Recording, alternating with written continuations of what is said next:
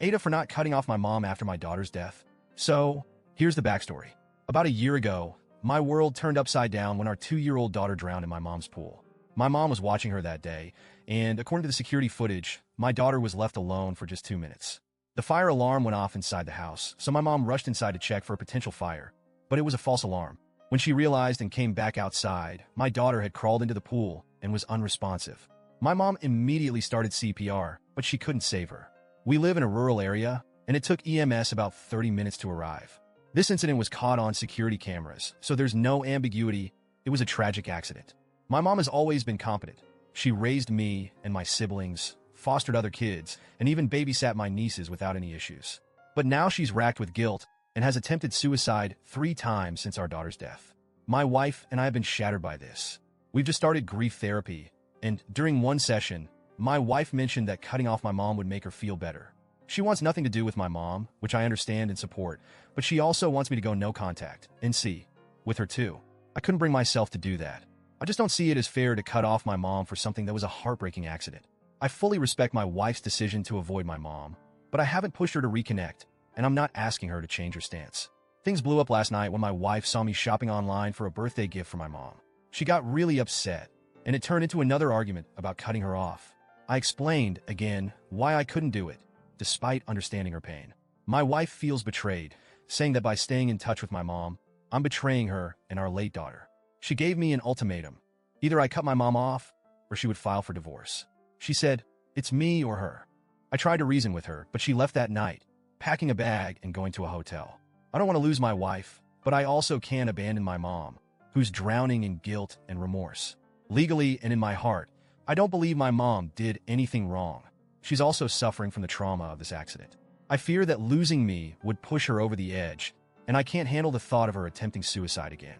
I'm stuck between my wife, who's grieving and angry, and my mom, who's devastated and on the brink. I've been accused of choosing my mom over my wife and daughter, and I'm at a loss. AITA for refusing to cut my mom out of my life? Update. After my wife left for the hotel, I spent the whole night replaying everything in my head. I tried to put myself in her shoes, imagining the agony of losing a child and feeling like the person responsible is still in my life. I get why she's furious. This isn't just about a fight.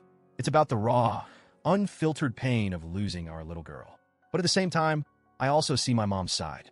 She's not some careless person who shrugged off her duties. She's a loving grandmother who made a split-second decision to check on what she thought was an immediate danger, a fire alarm. She didn't leave my daughter alone to scroll on her phone or take a call. It was instinct. And now, that instinct haunts her every day. My wife has isolated herself since our daughter died. She's pulled away from everyone, including me, and I don't blame her. I've been trying to give her space, while also trying to keep my family from falling apart. But now, it's clear she's drawing a line in the sand, and I'm scared she won't step back over it. In therapy, my wife said that when she looks at my mom, all she sees is the woman who let our daughter drown. She doesn't see the loving grandma who baked cookies, played dress-up, or was always there for us. And honestly, I get that. The accident overshadowed everything. But what do? My mom's been there for me my entire life. She's always been my rock, and now she's completely shattered. She's living in her own personal hell, and I'm one of the few people keeping her going. She stopped eating, lost a ton of weight, and even the slightest mention of our daughter sends her into a breakdown. I know my wife is suffering, but my mom is too, in her own devastating way. Cutting her off feels like I'd be condemning her for something she already can't forgive herself for.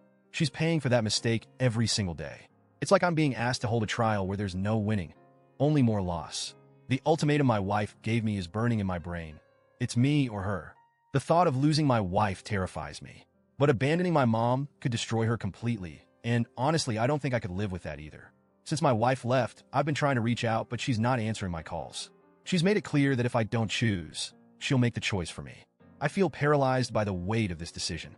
My therapist says I need to set boundaries, but how do you set boundaries with grief? How do you tell your heart to stop loving your mom because of a tragic accident, or stop loving your wife because she's in unimaginable pain? I keep replaying the what-ifs over and over. What if I had told my mom not to take her eyes off our daughter, no matter what? What if the fire alarm hadn't gone off?